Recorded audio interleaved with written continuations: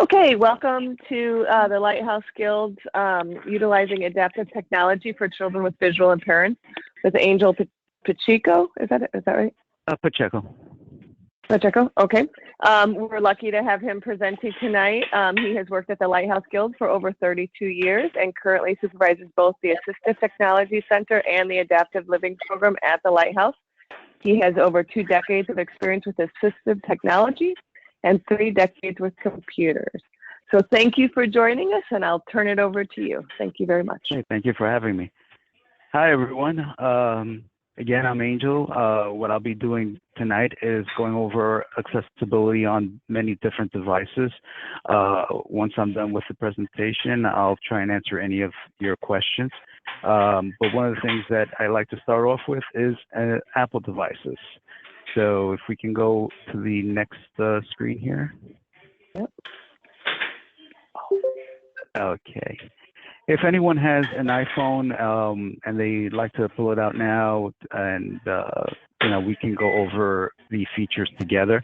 The Apple phone has, well, every Apple device out there has built-in assistive technology, whether it's screen enlargement or voiceover, mobility, the list goes on and on. And the features are fantastic. It's the most accessible phone out there besides the Jitterbug. I'm sorry, something's beeping on the phone? Yeah. Yeah, if you're working around, it sounds like someone's in their kitchen. If you could mute us while we're going, that would be great. There you go. Thank you very much. Thank you. So as I was mentioning, we do have speech, which is voiceover. We have screen magnification, which is Zoom. We have magnifier that's built into the iPhone and the iPad. We can change the display, the text sizes. We can reduce the animation on the screen itself. A lot of people like to see animation when they're moving icons around. We can reduce that because someone with a visual impairment may think that the icon isn't focused elsewhere because of the shadowing that happens behind it. So we can remove that.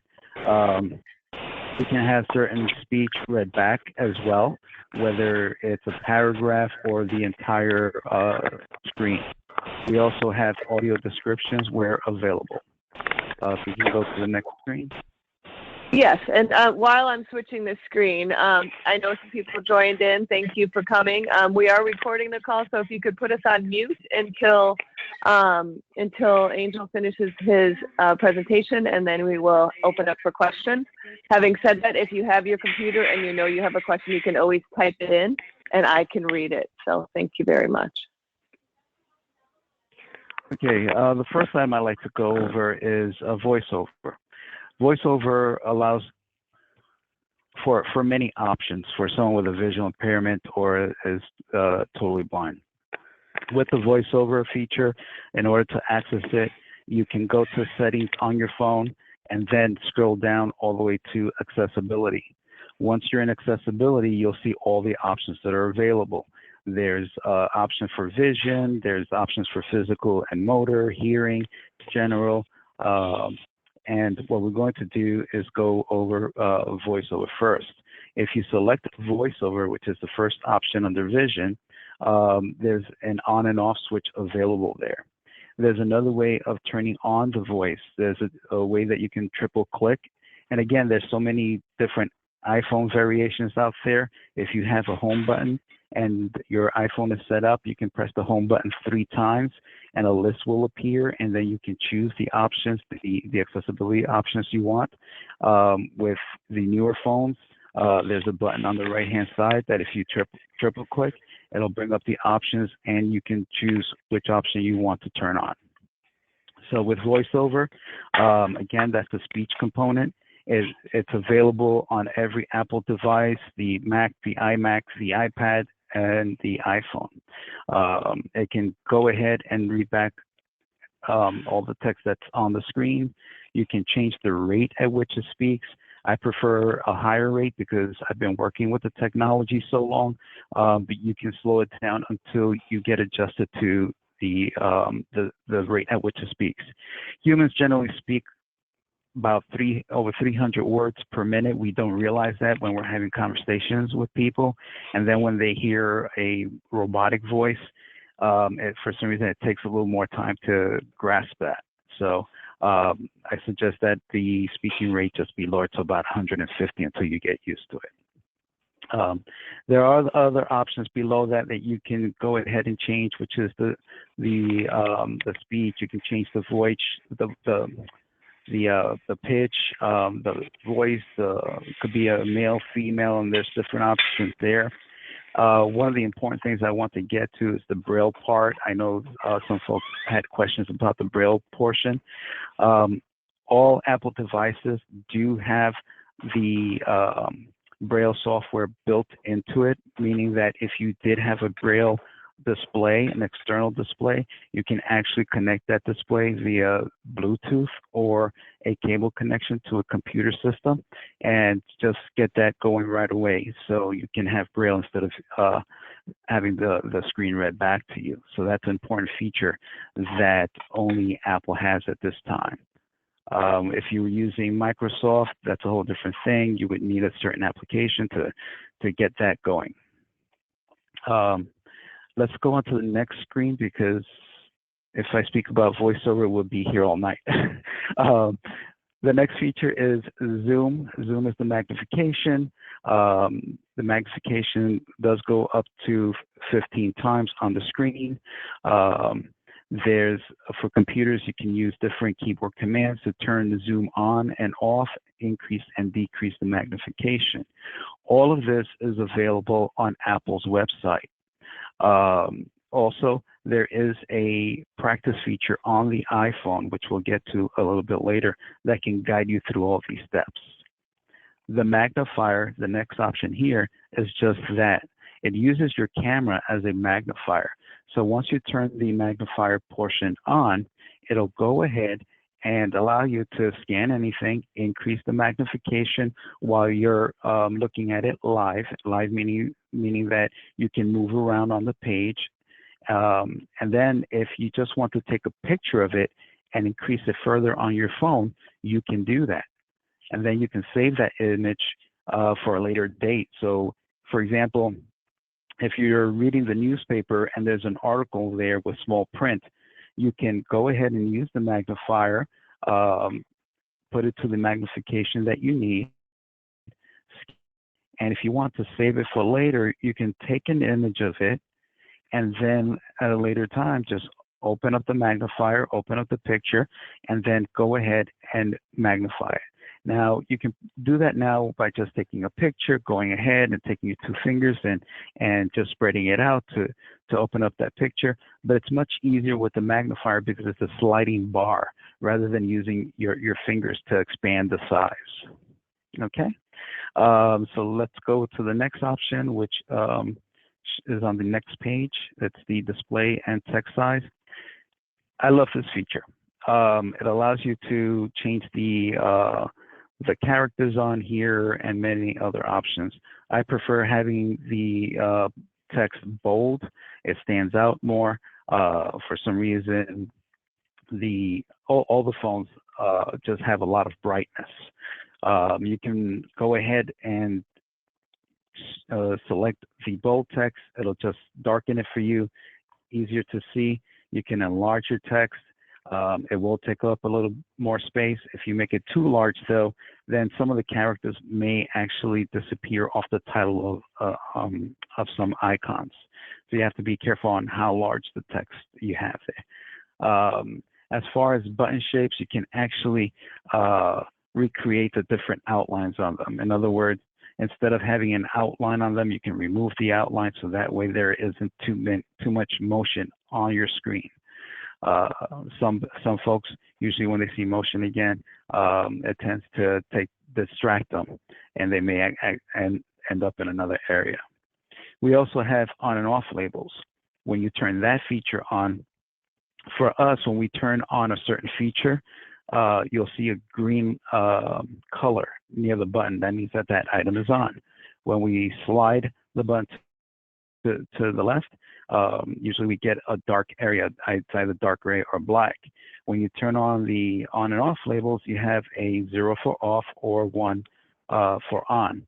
Similar to some of the items that we use today, you might actually see a capital I, which is supposed to be a 1, and a 0. It's basically letting you know that the circuit is on or off. The other option is to reduce the transparency. For some reason, again, just to make things appear nice and neat when you open up something, you might be able to see through that item. You can reduce that feature completely, and I've done that on my phone, because if you're trying to read the text on something that's transparent, you might see the characters behind that, making it difficult to read. So I always suggest to my students that they reduce the transparency completely. Increasing the contrast. You can increase the contrast, you can change the brightness. Actually, the iPhone has a feature called dark mode that takes off a lot of the white and makes everything black with white lettering, which is awesome, because I know I use my phone a lot, and when I'm done using it with the white background, my eyes are just tired. But now that I've been using the dark mode, I'm able to use my phone a little bit more, and I don't end up with eye strains or headaches or anything like that. So I love that feature. Let's go on to the next. Okay, motion. Again, we can reduce the motion or the effects of icons and other items on the phone.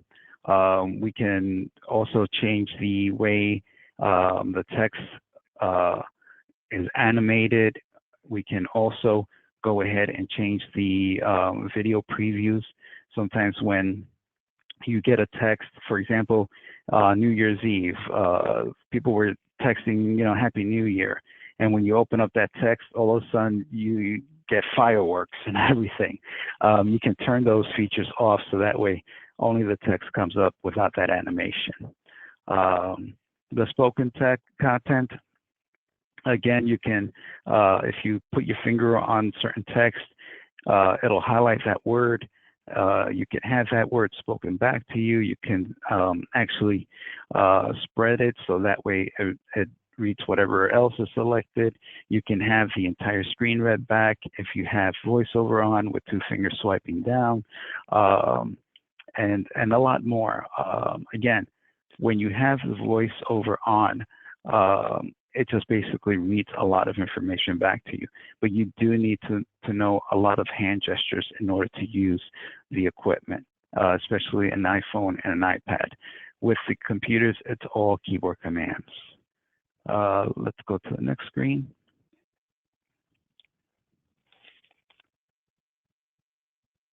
There should be audio descriptions. Okay. Audio descriptions is just that. If you're watching a video on your iPad or iPhone and there is audio descriptions on there, it'll automatically play. If there's no audio descriptions on that video that you're watching, unfortunately, you're out of luck. But it's already set to the on position, and if there is audio description on there, you'll actually be able to hear it as well. So you won't just hear the video, but it'll also tell you what's happening in the background. Now, a lot of great things about Apple. First of all, they do have accessibility support line. They have the website where you can actually get a lot of the keyboard commands, a lot of the hand gestures. They actually show you step by step on how to do everything that I just mentioned earlier. And not only that, they have tutorials on YouTube. So they'll teach you how to maneuver your hands, because there's a lot available on this phone, but you have to go ahead and use those hand features. The stores, Apple stores, they also have free training on these, on the accessibility portions. So if you call up your local store, find out what days and times they have them. Every store is different.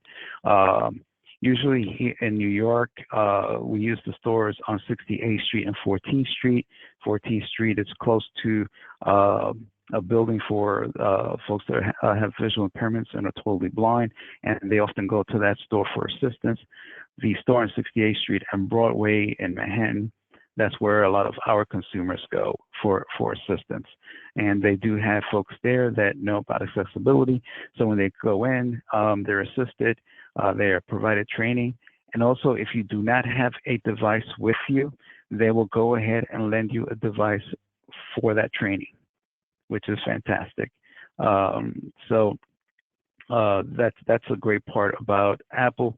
Apple continues to just move forward with accessibility.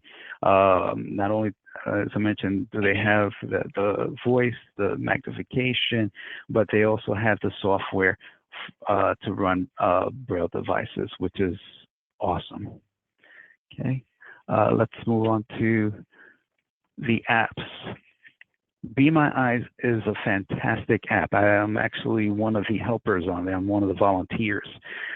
When you use Be My Eyes, you open up the app, you go ahead and click on where you need assistance.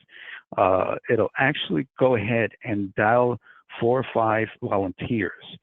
Whoever picks up that phone first is the volunteer that will assist the individual. So if someone that has a visual impairment or is totally blind says, can you please read the date on the gallon of milk?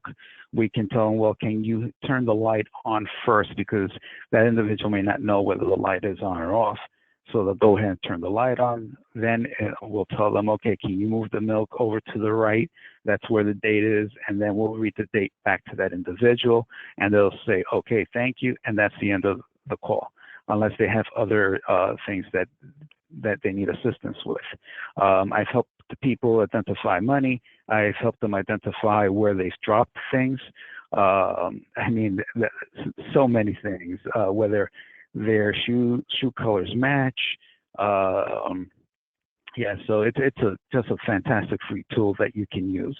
I do not recommend it for outside mobility, because the individuals, again, those are just volunteers. A lot of them, most of them, are not trained on orientation and mobility. So, you know, it could be a liability if they go ahead and tell you, you know, make a right, and you may end up somewhere where you're not supposed to be. You get totally lost and run into issues.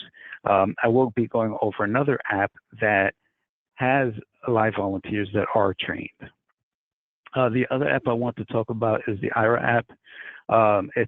It is similar to Be My Eyes. It'll go ahead and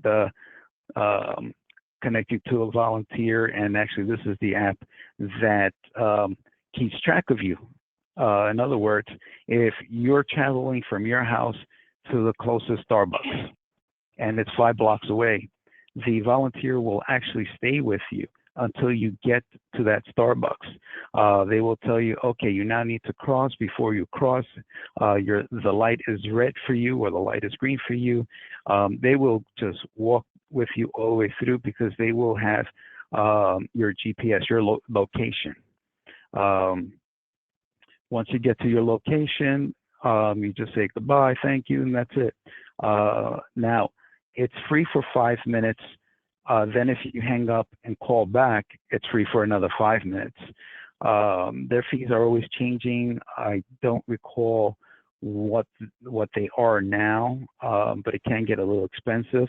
But if you're inside an AT&T store or a Target store, it's absolutely free. So if you're shopping at Target and you are looking for a certain color, size shirt, they will tell you, okay, that shirt is blue. No, I want yellow. Okay, over to the right, there's a yellow one.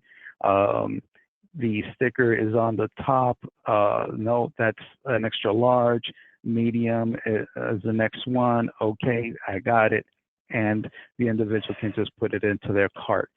So the Ira app is a fantastic app if you plan to go traveling and just want someone to be with you throughout the whole route. But again, It's only free for the first 5 minutes. After that, there is a fee. Okay, let's go on to the next window. Seeing AI. Seeing AI is another beautiful app. It is free. It was created by Microsoft. This app allows you to do many things. It allows you to identify money. It helps you identify colors. It helps you identify whether the room light is on or off. It also helps you identify how many people are in a room. And for example, if we were all together in a room and someone took a picture of me and labeled it Angel, next time we're in a room and they scan the room, if I'm in that room, it'll tell them Angel to the right, 10 feet away, which is awesome. It can also help you read back text as well as handwriting, as long as the handwriting isn't a doctor's handwriting. Let me put it that way. Not that all doctors' handwriting is bad, but yeah, it goes ahead and reads back handwriting, which is awesome. And this was developed by Microsoft, and I believe it's also available on Androids now, but it can be used on iPads and iPhones. Let's go on to the next. Okay.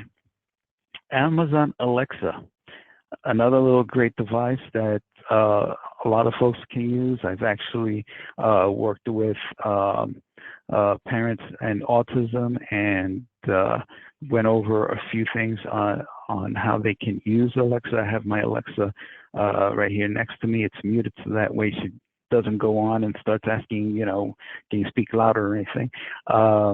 But it helps with time management, waking up with an alarm, asking for the current time, set timers, appointment reminders, medication reminders. You can go ahead, make and receive calls.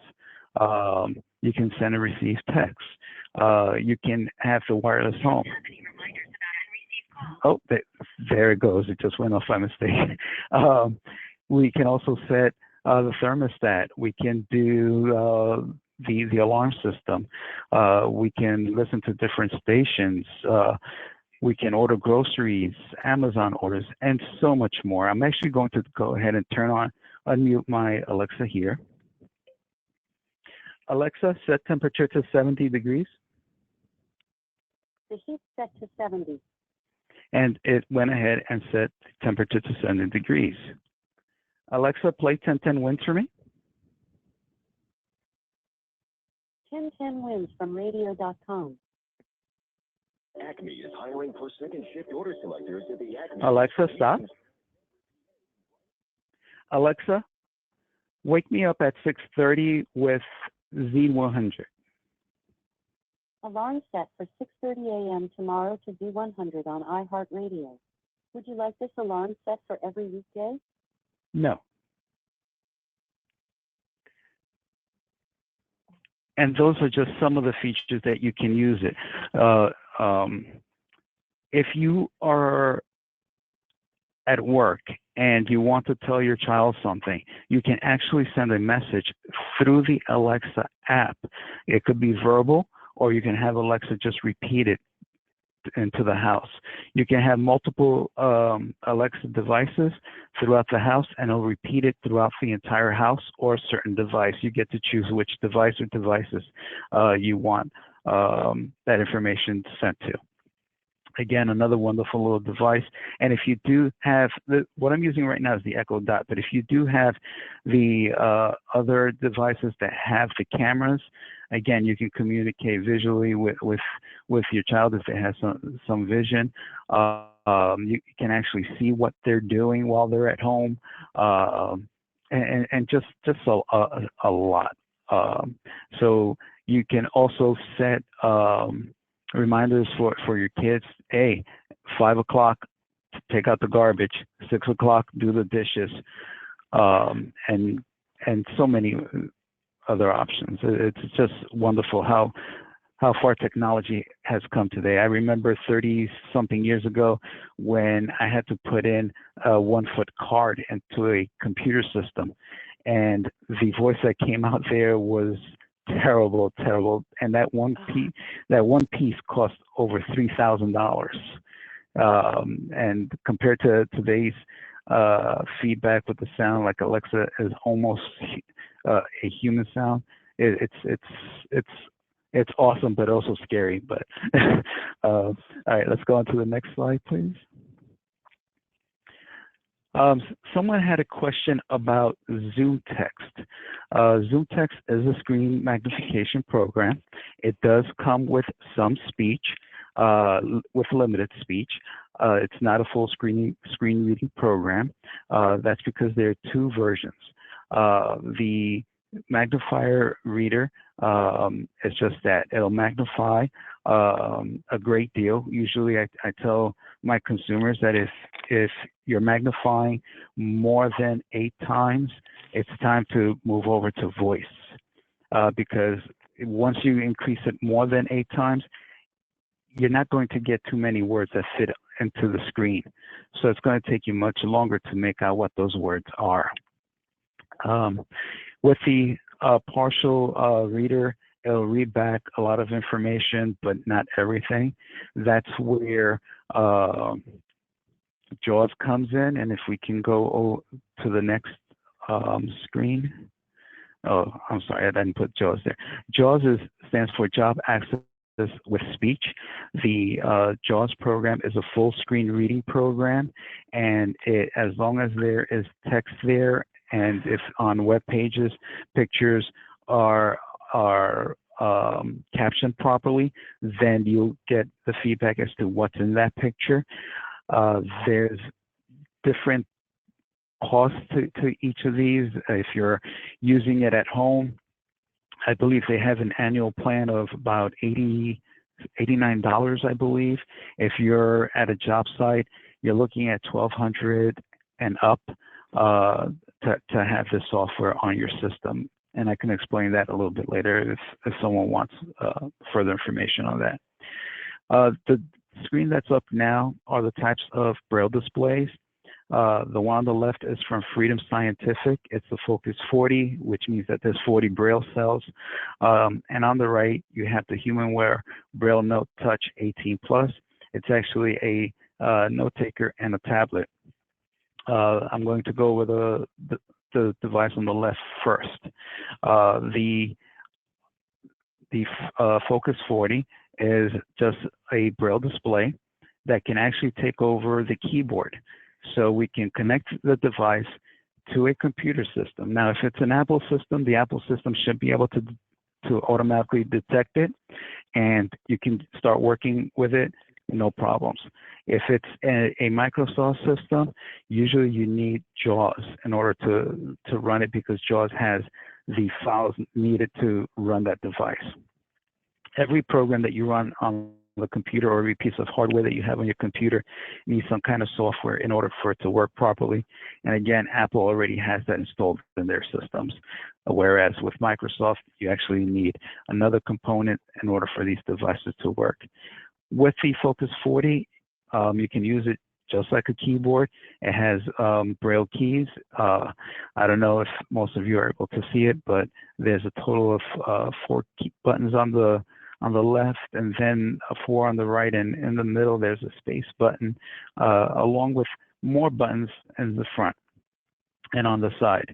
That allows the individual to move to the right, to the left, by character, by word, by or up and down, by line, by paragraph, by page. There's a lot of options available when using the Focus 40. You can also, with the Focus 40 Bluetooth, connect it to the iPhone, the iPad, or any other tablet that's accessible, and basically get all the information that shows up on the screen. Now, this Focus 40 is pretty big. There's actually one that's 80 cells that's much larger than that. But there are others that are much smaller. If you notice on the right-hand side, this one has 18 cells. There are 18 cell displays that you can actually use. They're by another company, and I have a list of companies on the next slide when we get to that. But with the Braille Note Touch 18 Plus, It's basically a laptop. It just doesn't fold. There is a screen on this one, but there are others that don't have a screen. It works just like a laptop. It has a word processor. It has spreadsheets. You can access the internet. You can access your email. The list goes on and on. Same as a laptop. The whole thing is you just get Braille output. It tells you everything that's on the screen. It also provides voice feedback so you can hear what's there as well.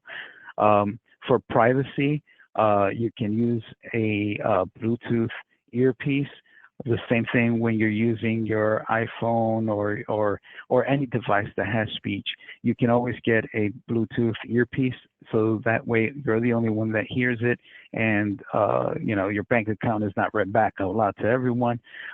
You can also have a privacy screen on a lot of the Apple devices. It basically blacks out the screen, and you can do your whatever it is you're going to do, text and so on, without anyone seeing what's happening on the screen. But with these two devices, again, they're very different. They do cost a lot of money because each Braille cell is about $200. Every Braille dot, I should say, is a little over $200 each. So the device on the right, which is the Braille Note, that one right there in that picture is just over $4,000. There's another one for about $6,000.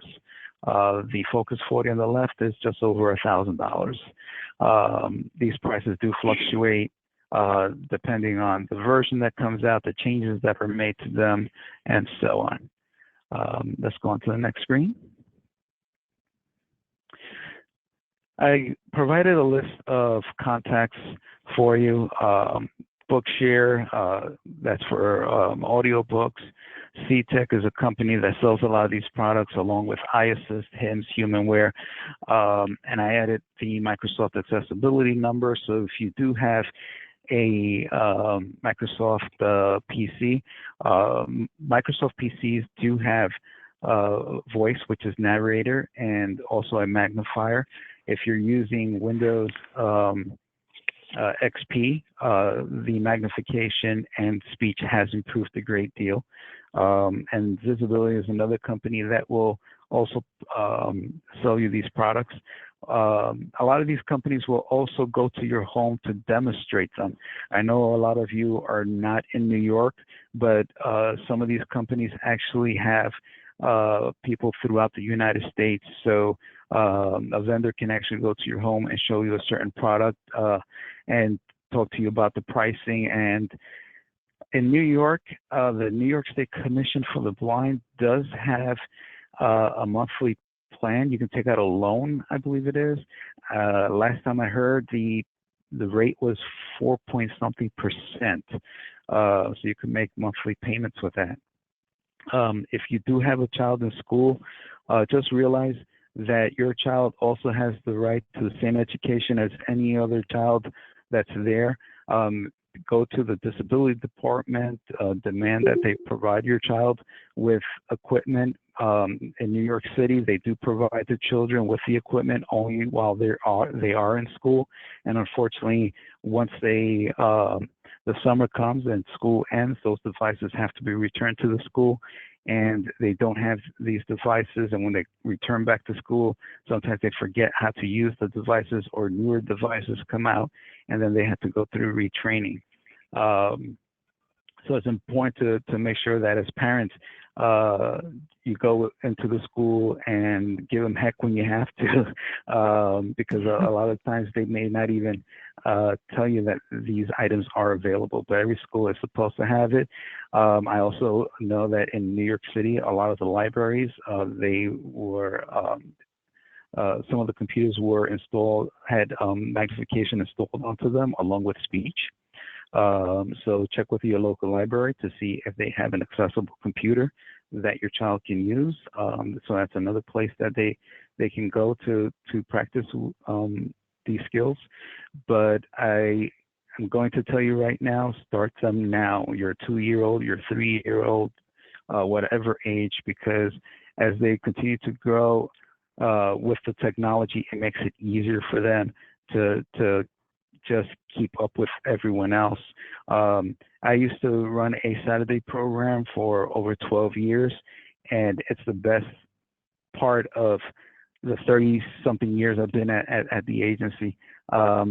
We had children from the ages of 8 to 17. At the end of the course, we provided them with a computer. The New York State Commission for the Blind provided them with the software because they were assessed to determine what they would need, whether it was magnification, speech, or both. Some of our kids went ahead, continued on to college using the computers. Some of the computers were 6, 7 years old, but they still used it to get through their college courses. Some found jobs and were able to continue working because they were able to use the technology to read back information, to see what was on the screen with the magnification. One child actually went to Harvard and graduated, and everything came back, and it was like amazing. So again, start them young. The technology will continue to change. At one point, we're just going to be like Star Trek, just give a command and boom, it'll be there for you. Right now, Xfinity has the control where you just speak to it and it'll find the movie or whatever show it is that you want immediately, and it'll start playing it for you. So we're very close. Unfortunately, you know, a lot of companies are, a lot of companies are, I don't know if it's that they're finding it difficult to make websites accessible, or they just gave up. But by law, they're supposed to have their sites accessible. And I go back and forth with a lot of them and saying, hey, you know, your website needs this, that, the other thing, and all I get is, oh yeah, okay, we'll look into it, kind of thing. But if you keep pushing, they'll go ahead and make those changes. So the web is not that fully accessible yet. I'm hoping that it will be down the road. But again, nowadays you can speak into a lot of computers and get a lot of the information you need on the screen, and sometimes it's overwhelming what you get. I believe this is my last page, right? Or is there one more? That's it. That was it. Okay. Okay, well, thank you so much, Angel. That was so full. Let Sure. me just turn off the recording, and then we'll open it up for questions, if that's okay with you. Sure, absolutely. Perfect. The Focus 40 is a little over 1,000, but they're trying to bring it under